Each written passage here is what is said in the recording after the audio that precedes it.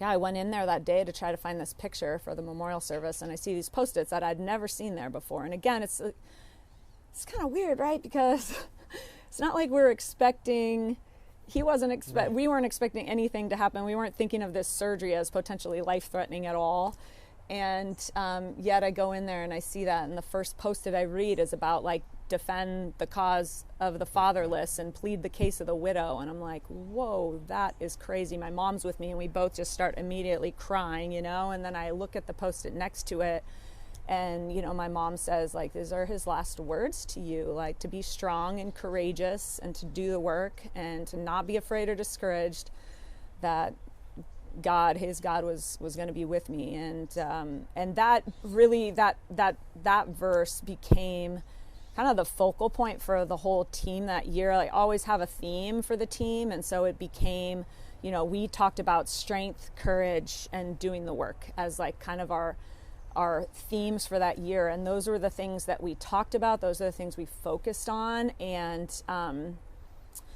And really, like, the big picture was way too overwhelming to like think about, like, oh yeah, how are we going to get through this? A lot of times, you know, like 2020 has felt overwhelming, like how we deal with all the different things that are coming at us. And one of the phrases I've always kind of said to my team more than any other, even before all this kind of stuff happened, was I would always say, the little things make the big things happen. I just think it's like a really important philosophy in basketball, but also in life, right? Like this paying attention to detail, like the little things make the big things happen. And so I've just found in like situations where I feel overwhelmed and it just seems kind of too big, that like if you can just narrow it down to what can I do right now to try to be my best, to maximize my opportunities, my potential, my skill set, and be the best I can be right now. And then, you know, for us that year, it became like, how do we just be our best today? We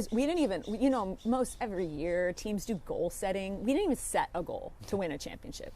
It was like our goal we set was like compete each day, like just be our best each day. And then it was like, if we can string together enough of those best days, then I really believe like you have the potential to overcome and do things that you might, you know, not think you're really capable of doing.